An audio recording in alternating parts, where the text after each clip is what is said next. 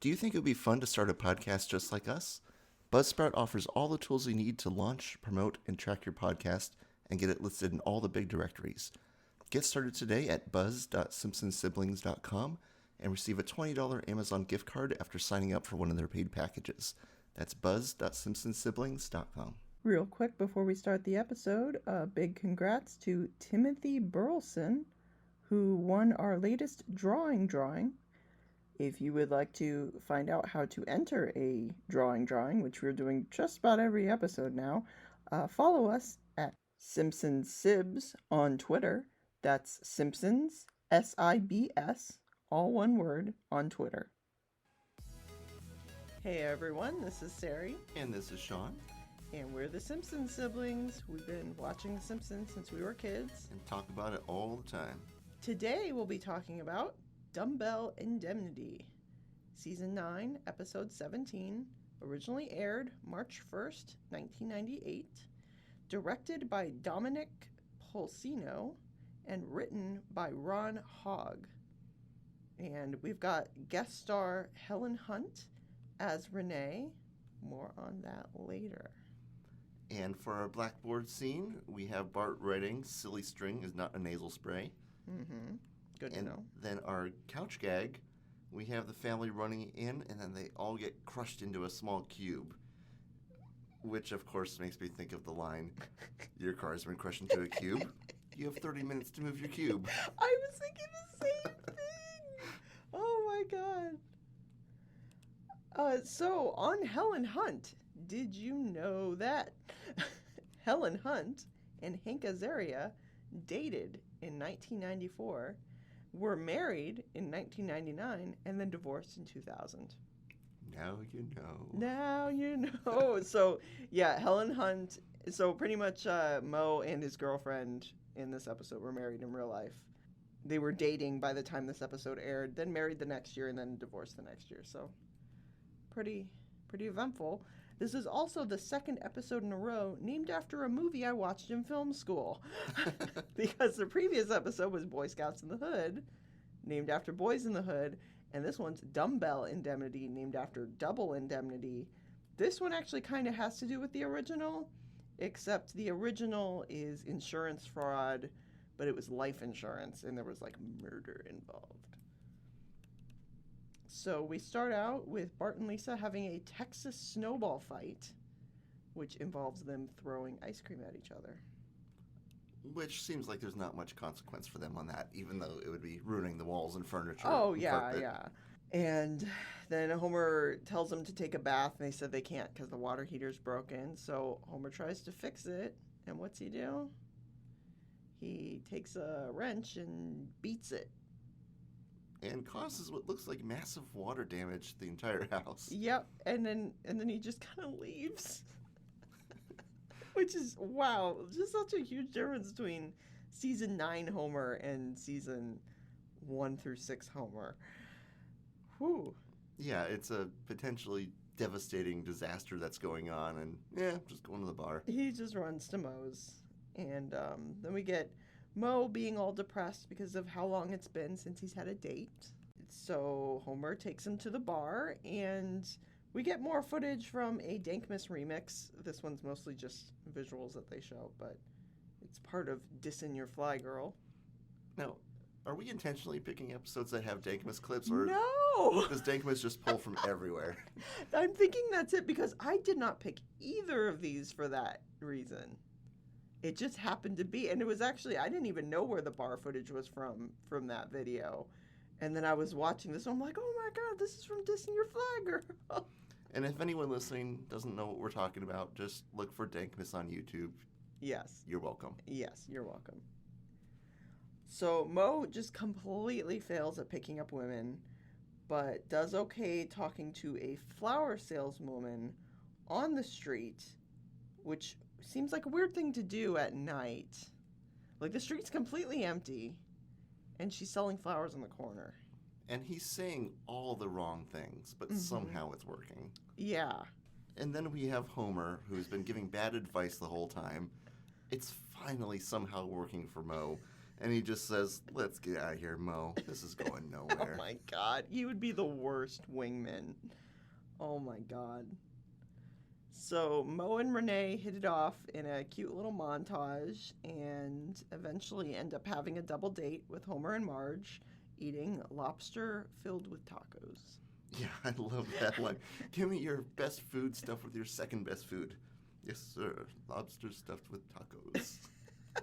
It's a good delivery on that line.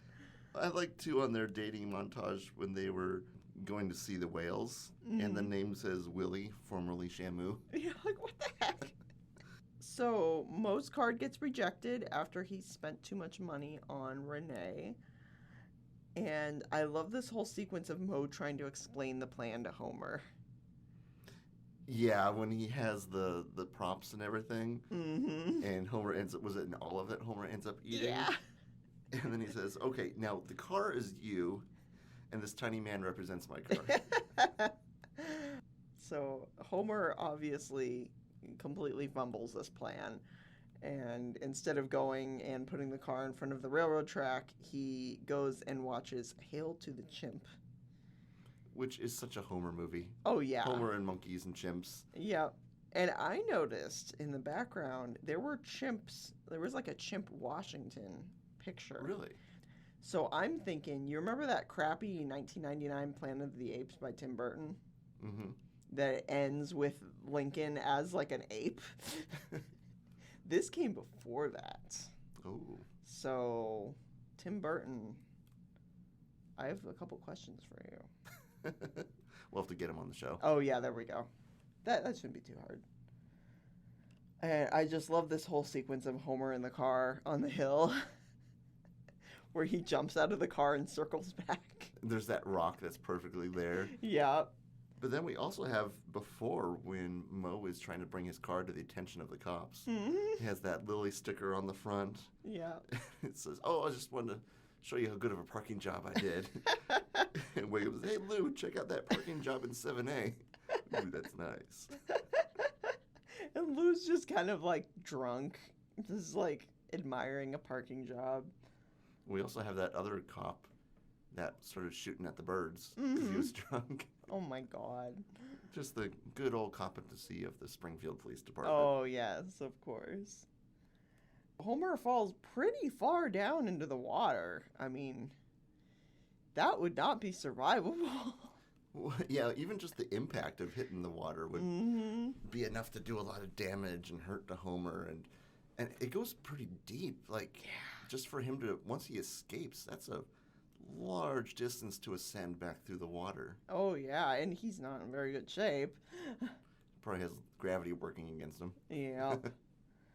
And so we have Homer getting arrested, and the line, your fingerprints are like snowflakes. They're both very pretty. Wiggum is so much like Ralph. Yep. Like, just the way he's just talking so much about fingerprints, saying they're pretty, and just ignoring everything else that's going on. He's just fascinated with the little tiny things in life. Yeah. You can see where Ralph gets it from, for sure. Now, one thing I noticed when Homer pops out of the water and they all point their guns at him, I don't know if it's the angle, but the barrels on their guns are huge. Oh, really? Yeah, they're just like unnaturally large. Again, we're probably looking into things much more than the original artists originally intended, but yeah, they're pointing their guns and it looks like they're trying to shoot flare guns at him. Oh my god. Of course, Mo wimps out on Homer as he's in jail. Renee sees an ad for Hawaii on like a travel... It's weird seeing a travel agent just having like a shop. Yeah, it made me think of, like, I remember, like, when you had to go buy concert tickets or something like that, you had to go to a physical location, and you had someone at the computer searching for you. And just now, I mean, I could pop up my cell phone right now and start looking for flights. Yeah. And so Mo, of course, decides to use the money to go there instead. And Homer's not dead ghost haunts Mo and fills him with regret. Which is... Homer's like astral projecting here. Well, he just wanted to drink straight from the tap. Oh, yeah, that's what it is. So I do like the scene when the family comes to visit Homer. Mm-hmm. And they say, you've got visitors. and they all walk in, and Homer does this little dance. And then he says, hang on a minute, the guard said I had visitors coming. Oh, I wonder who he thought it could have been. I know. Like, what was he thinking? And he just, so much joy in having a visitor. Mm-hmm. And then the disappointment of it being his family. Yeah. And that the whole fake out with the How to Tunnel Out of Prison book. And he just knocks out Hans Mole Man. Who decided that was an okay book to have in there? Yeah. Yeah, the whole setup. You're expecting him to have this elaborate digging a tunnel and going underground and popping up through a sewer thing. Yep. But nope, he just hits Hans Mole Man over the head. Yep. A lot of self-sabotage here with Mo wanting to continue conning to get more money for Renee, but Renee is pushed away by him doing all these cons and planning all this. And if he would have just stuck with it and had a normal relationship, it could have been okay. I have a lot of mixed feelings about Mo in this episode. Yeah. Because at the beginning, he's not trying, but he has a bit of charm. Mm-hmm. And then later on, he's just, you see that he still has that skeezy side to him. Mm-hmm. That he's willing to do all these illegal things and, finding corpses to perpetuate the lie. Yeah. Like, he has part of him that's good, but at his core, he's not a very good person. Yeah. He has that insecure, sweaty charm, as he said. Oh, yes. And we get this iconic scene of Homer on the little book caddy thing. Must kill Mo. Wee! I even have that written down. Wee! Yeah, me too. The 2 E's on the Wii. I've got 4. Ooh, damn. And this fake out of Barney carrying the barrels out of the fire. So Mo sets his bar on fire because he's just out of control at this point. And they get into a fight, and Barney carries them out. But it's not them. It's the barrels of beer. Barney is strong in this scene because he goes back in, Mm-hmm. he grabs Homer and Mo, Mm-hmm. and then also has 2 six-packs Yeah. that he's carrying all Yep. at once. Yep. And then the ending where they turn the Simpsons house into Moe's. And of course, everything is reset to normal by the beginning of the next episode. Which is just basically every Simpsons episode. Oh, yeah, basically. I love Bart's line of, hey, there's a balloon machine in the bathroom. I didn't get that. Am I too innocent? Yes. Oh, that's what it was. Okay, now I get it. Now There I it get it. is. Oh my God. How did I? Because for some reason I was thinking helium, and I was thinking that there was a machine to blow up balloons, not a machine that. But now it makes sense. Okay. I've only seen that a few times out in the real world, but Okay. it's a thing. Yeah. Okay. I think it's because they don't put those in our bathrooms, so I don't see those. Love that moment of realization. Yeah. I kept thinking, is there like a thing of helium in there? Or is they like getting high off some gas? I'm just relieved you came to it yourself. I didn't have to explain it. Okay, good. That's good. And anyone Oh out my here who God. doesn't get that, ask your parents. Ask your parents. Oh, man. Something I'm noticing, I did enjoy this episode, but it was very season 9, where it had a lot of good moments, but it had kind of some meh moments. And I'm even just noticing now, we're recording this right after we recorded Boy Scouts in the Hood. Boy Scouts in the Hood, I had like 4 pages of notes. This one I only had 2, and the episode is also half as long.